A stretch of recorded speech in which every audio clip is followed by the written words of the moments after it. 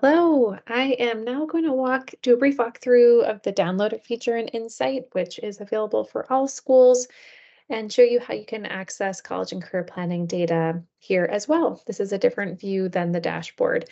I do believe that this is really helpful for seeing on an individual student level what the milestone completion is across various metrics. So this actually is the spreadsheet that you'll ultimately end up downloading is gonna look similar to the college and career planning data dashboard that you may have seen in previous years from the college and career planning team, and I hope is helpful. All right, so let's get started. Once you're logged into Insight, you're gonna go to Tools, go to Downloader. It's gonna bring you to this screen here. And then you're gonna want to filter for the specific grade level that or cohort that you're interested in looking in. I'm gonna go ahead and select grade 12, and then in the center area here, select college and career, and this is going to select all 5 options: one-on-ones, post-secondary plans, FAFSA, TAP, and CUNY. We'll go down here, press download CSV, and then you will be able to open up a spreadsheet that looks like this. So as you can see, the spreadsheet has all of your students in 12th grade, has several columns for different student demographic information, gender, age, if the student has an IEP, housing status, many things to look at here. What I think is helpful is actually to add a filter on the top. So I would go to data. Once I've selected that row number 2, select filter. This way, as I'm looking at this data, if there's anything in particular that I want to take a look at, I can do that.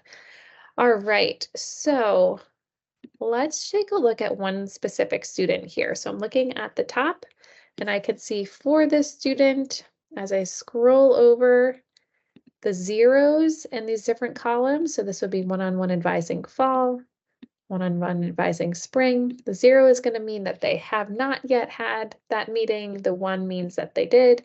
So this student didn't have a one-on-one meeting in the fall. They did have a one-on-one in the spring.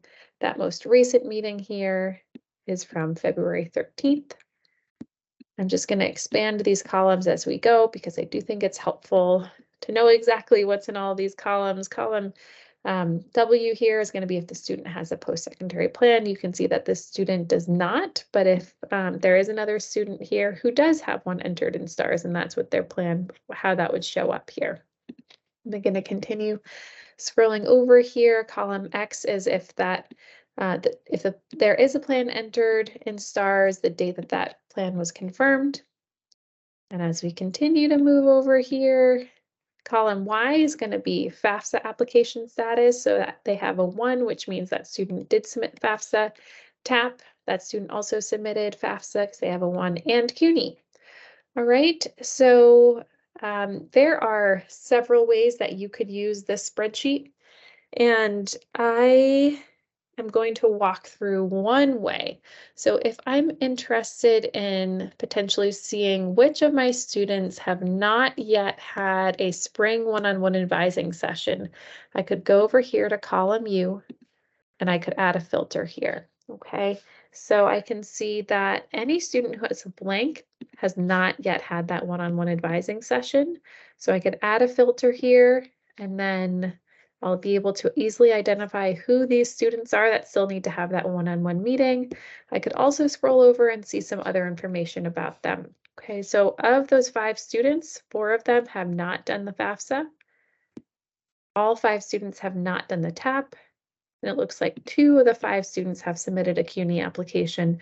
So that is going to be some really helpful information to have in mind as I prepare for that one-on-one conversation that I will have with these 5 students to support them in confirming their post-secondary plan. I wanted to take a look at students who have not yet confirmed their post-secondary plan. I would unfilter out of column U. I could head over to column W. And here I could do something similar. So I can just take out everything except for the blanks. And then you'll see that there's actually many students who still have to confirm their post-secondary plan. Looks like many of those students have had a one-on-one this spring.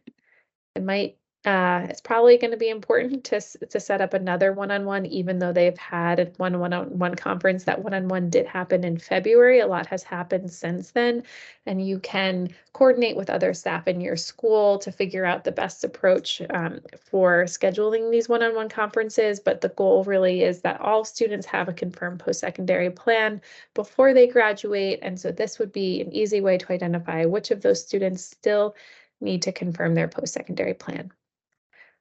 I hope this was helpful, and thank you for watching.